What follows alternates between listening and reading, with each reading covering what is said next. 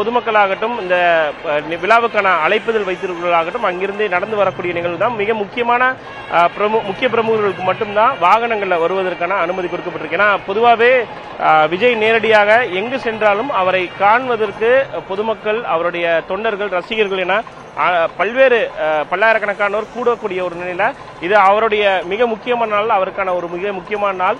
அவர் முதலமைச்சராக பதவியேற்கக்கூடிய நிலையில அதிக அளவில் பொதுமக்கள், தொண்டர்கள், அவருடைய ரசிகர்கள் அதிக அளவில் கூடுவாங்க என்பதனால அந்த பாதுகாப்பு ஏற்பாடுகள் மிக மிக அதிகமாக மேற்கொள்ளப்பட்டிருக்கிறது. பல்வேறு ஏற்பாடுகளை காவல்துறையினர் தொடர்ச்சியாக பண்ணிட்டு இருக்காங்க. அழைப்புதல் வைத்திருப்பவர்களுக்கு மட்டுமே விழா அரங்குக்குள் அனுமதி கொடுக்கப்பட்டிருக்கக்கூடிய ஒரு சூழல்ல தான் இந்த பாதுகாப்பு ஏற்பாடுகளாகட்டும் பிற ஏற்பாடுகளை தமிழ்நாடு அரசு ஒருங்கிணைந்து தற்போது மேற்கொண்டு வருகிறது. பலா, நிச்சயமாக ஸ்டாலின், தமிழக அரசியல் வரலாற்றில் ஒரு முக்கியமான நிகழ்வு இன்னும் சற்று நேரத்தில் அரங்கேற இருக்கு. நாம் அதை பார்க்க இருக்கிறோம். தொடர்ந்து பேசலாம் ஸ்டாலின். நேரு ஸ்டேடியத்தின் வெளியிலிருந்து செய்தியாளர் வீரகுமார் இணைந்திருக்கிறார். வீரகுமார், தற்போது நேரு ஸ்டேடியம்க்கு யாரெல்லாம் வருகை தந்து கொண்டிருக்கிறார்கள்? திரைத்துறையின் தரப்பிலிருந்து யாரெல்லாம் வருகிறார்கள்?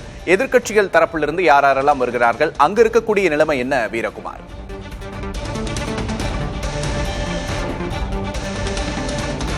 விக்னேஷ், இன்னும் சற்று நேரத்தில் தமிழ்நாட்டின் முதலமைச்சராக தமிழக வெற்றி கழகத்தின் தலைவர் விஜய் பதவியேற்க இருக்கிறார்.